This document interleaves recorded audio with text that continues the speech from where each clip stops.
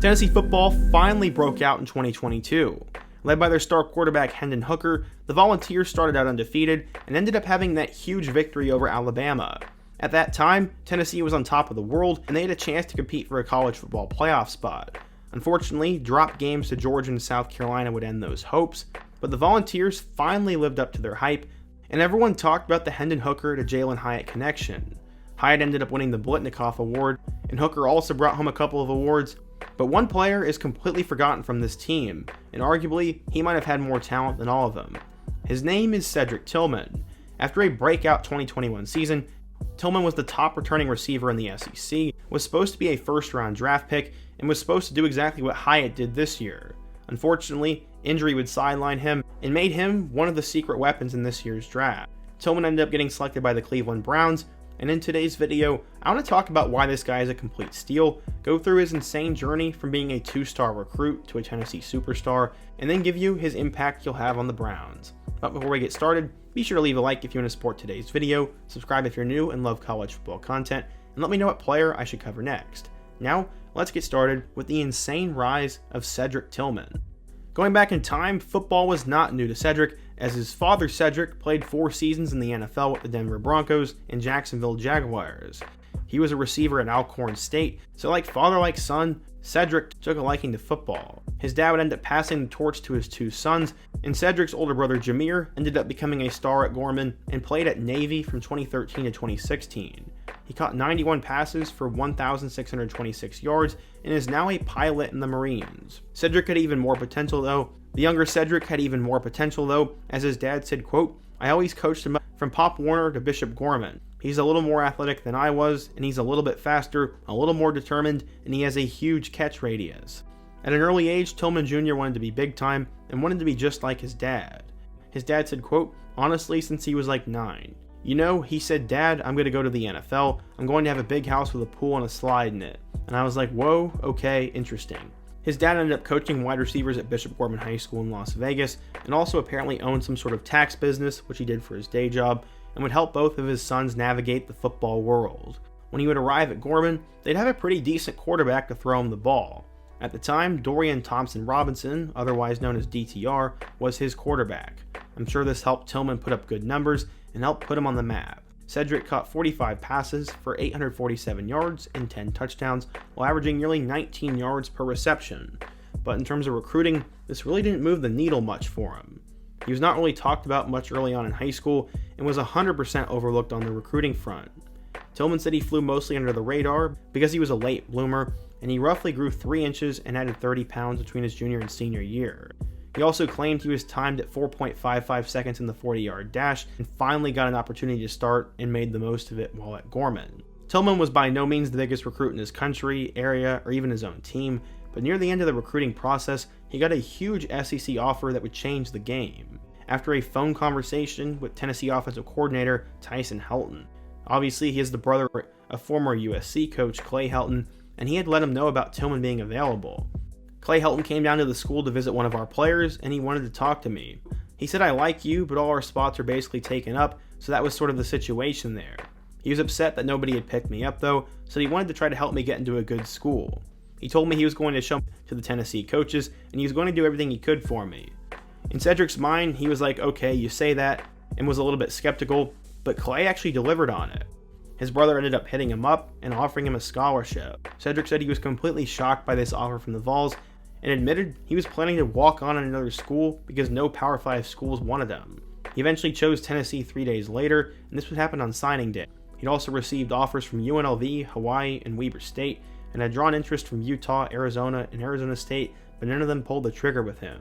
Besides the lure of playing SEC football and it being his best offer, why else did Tillman go to Rocky Top? He said, quote, "Tyson told me they're looking for some big physical receivers. In the SEC, he said they play a lot of man coverage, one-on-one, and he feels like I can come in here, a big receiver, and make a difference for him." As a senior at Gorman, he finished with 37 catches for 774 yards and 7 touchdowns. He also won a ton of games at Gorman, as they are a Class 4A powerhouse. They consistently won the state championship from 2009 to 2018, and this means he was used to a winning culture and had won a state championship every season he played football. He was extremely thankful for the opportunity, and scouts were also pleased to have him, saying he had a lot of upside. One said, quote, "Tennessee has continued to look for help at wide receiver, and Tillman blossomed from his junior to his senior year at Gorman. The Vols hope they've found a diamond in the rough after offering him just a few days ago." Only time would tell how good he'd become, but according to 24/7 Sports, Tillman was a 3-star recruit, the number 246 receiver, and the 1,677th best player in the class of 2018. Based on his ranking, you'd think he had no chance at Tennessee or at any Power 5 program, and the late rising gem would go down in Tennessee history. When Tillman arrived at Tennessee in 2018, he'd play 4 games before being redshirted. His only catch would come against number 17 West Virginia, and it was for -3 yards. In 2019, he was buried behind both Marquez Callaway and Jawan Jennings, and ended up only finishing with 4 catches. By 2020, pretty much everyone on the roster had forgotten about him, but he did have one big play. Against number 5 Texas A&M, he caught his first career touchdown, and showed that he at least had some potential. Going into 2021, the Tennessee Volunteers would need a new wide receiver 1 to step up, and I guess Tillman finally made a name for himself. In their first game against Bowling Green, he caught 2 passes for 48 yards and a touchdown, and then after 2 slow performances against both Pitt and Florida, finally broke out into the player that coaches thought he could be. He caught 4 passes for 73 yards and a touchdown in a blowout victory over Mizzou, 6 catches for 59 yards against South Carolina, and then 7 catches for 84 yards and a touchdown against Ole Miss. He was now becoming one of the top wideouts in the SEC, but his best performances were still yet to come. Against number 4 Alabama on the road, Tillman finished with 7 catches for 152 yards and a touchdown, and then had another score in the following weekend in their win over number 18 Kentucky. He would continue playing well against the best competition, as against number 1 Georgia, he finished with a career-high 10 catches for 200 yards and a score in that one, and would continue to get better and better. He had 5 catches for over 100 yards and a touchdown against South Alabama, and finished the year with 6 catches for 106 yards and 2 touchdowns against Vanderbilt. He was arguably one of the best receivers in the nation in just the regular season alone, but his last laugh would come in the Music City Bowl. In a 48-45 overtime loss against Purdue, Tillman would finish with 7 catches for 150 yards and 3 touchdowns, and while there was a controversial ending to the game, there was no controversy about how good Tillman was. He finished with 64 catches for 1,081 yards and 12 touchdowns. He could have easily went off to the NFL and probably have been a second-round pick, but decided he had unfinished business and wanted to come back in 2022. The sky was definitely going to be the limit for him, as against Ball State, he caught 6 passes for 68 yards, and then became Hendon Hooker's number 1 option against Pitt. In an overtime victory over the number 17 Panthers, Tillman had 9 catches for 162 yards and a touchdown. He was on pace to having an even better season than he did the year before, but against Akron, everything would change. Some say it was a cheap shot, and some say it was bad luck, but Tillman would suffer an ankle injury in their 3rd game against the Zips. In an effort to return to the field as quickly as possible, he underwent surgery for his ankle. He'd missed their games against Florida, LSU, Alabama, and UT Martin, and by that time, Jalin Hyatt had become the best receiver in the country. Tillman would eventually appear against Kentucky, Georgia, and South Carolina, before being held out against Vanderbilt because the field was soaked with rain. Tennessee's season ended up being a little bit disappointing with those losses to South Carolina and Georgia, but it was still an incredible year for him, and it's sad that Tillman didn't get to play in some of those games. When asked if he ever thought about shutting it down, he said, quote, "Me getting the tightrope surgery, my goal was always to come back and help my team win a championship. Unfortunately, he would never get a championship like he did in high school, but for his career, he was insane. He finished with 109 catches for 1,662 yards and 17 total touchdowns, with 15 yards per catch.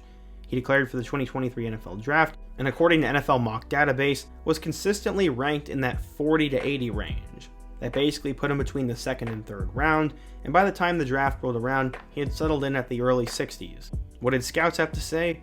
Quote, "When Cedric's been healthy, he's been very difficult to stop. He was a deep ball threat last year and then early on this year. He did a great job making contested catches down the field and is adding to that part on offense. He's also a big body in our scheme, and that'll fit well in being able to get dirty and excel in the running game." That was the scouts' words, not mine. But Tillman ended up getting drafted with the 74th overall pick in the 3rd round.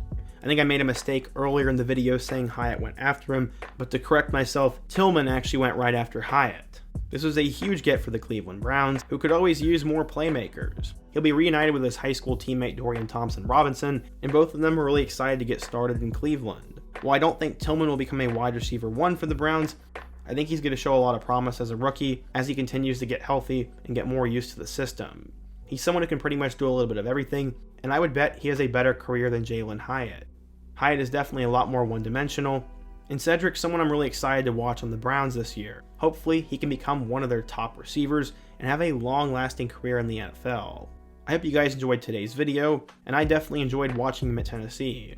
He has a pretty crazy story of going from a 2-star recruit with one Power 5 offer to one of the top receivers in Tennessee history and a steal for the Cleveland Browns.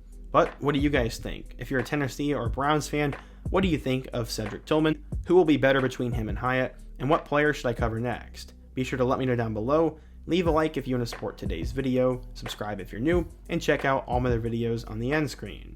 Hope to see you guys again soon, but until next time, peace.